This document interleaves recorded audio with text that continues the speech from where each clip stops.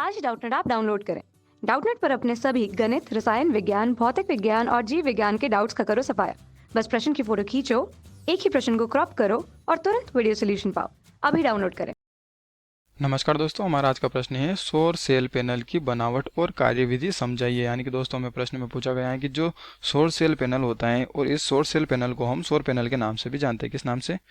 सौर पैनल के नाम से।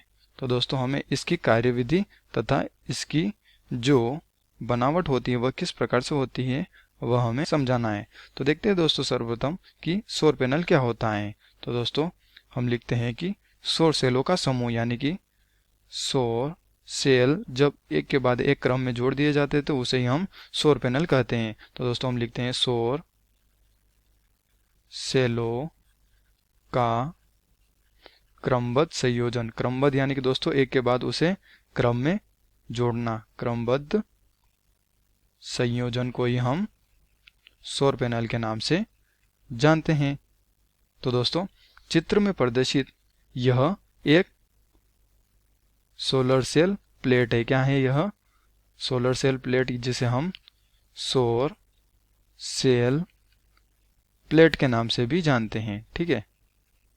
और यह सौर सेल प्लेट क्या करती हैं?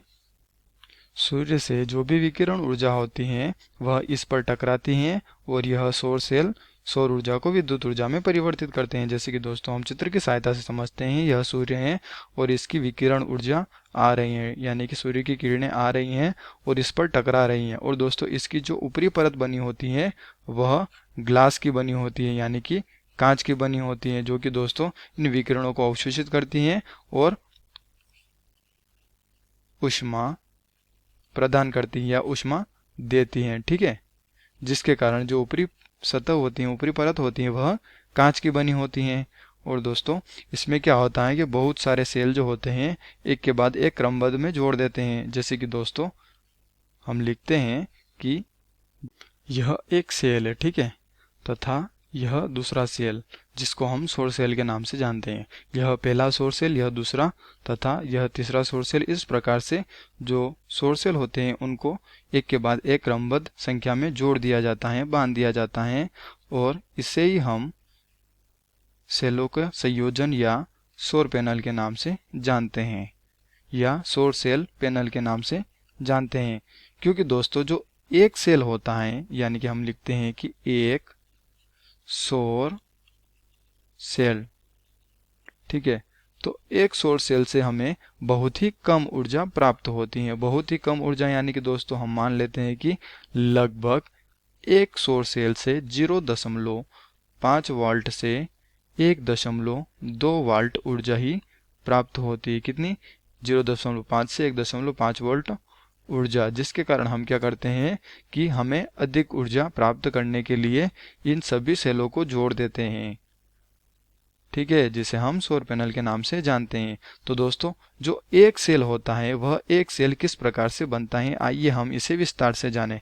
दोस्तों यह अर्धचालकों की सहायता से बना होता है। अर्धचालक, जैसे कि दोस्तों उदाहरण के लिए हम मान लेते हैं कि कुछ अर्धचालक सिलिकॉन तथा इसके अतिरिक्त जर्मेनियम या जर्मियम तथा इसके अतिरिक्त दोस्तों सेलियम या सेलेनियम जिसे हम कहते हैं तथा गैलियम, इस प्रकार के अर्धचालक की सहायता से हम एक सौर सेल को बनाते हैं। तो देखते हैं दोस्तों इसमें क्या होता है।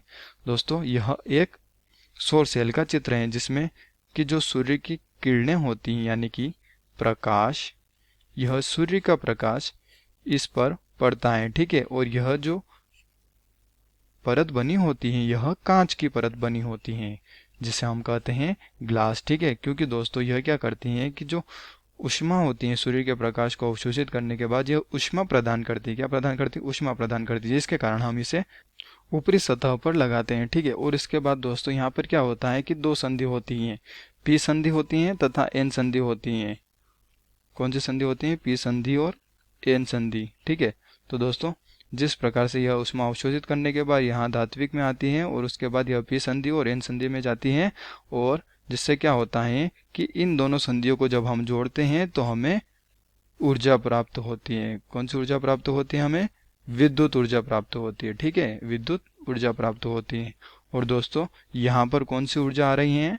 यहाँ पर सौर ऊर्जा आ रही है, यानी कि जो कांच है, जो कि ऊपरी सतह है इस सेल की, इस कांच पर सौर ऊर्जा आपतित हो रही है, सौर ऊर्जा आ रही है, जिसे हम सूर्य के प्रकाश की किरण कहते हैं। ठीक है, तो हम लिखते हैं कि सौर ऊर्जा। ठीक है, तो यह एक सेल है और यह एक सेल जो होता है सौर ऊर्जा को विद्युत ऊर्जा में परिवर्तित कर रहा है, और इस सौर सेल की जो ऊर्जा होती है वह लगभग 0.5 से 1.5 वाल्ट ही ऊर्जा होती है। तो देखते हैं दोस्तों, हमें प्रश्न में पूछा गया था कि सौर सेल पैनल की बनावट, जो कि हमने यहाँ पर चित्र की सहायता से देख ली है, तथा इसके अतिरिक्त यह किस प्रकार से कार्य करता है, यानी कि इसकी कार्यविधि, तथा दोस्तों इसका जो उपयोग होता है वह मोटर पंप चलाने में इसका उपयोग होता है, तथा इसके अतिरिक्त दोस्तों इसका उपयोग हम जल पंप चलाने में भी कर सकते हैं।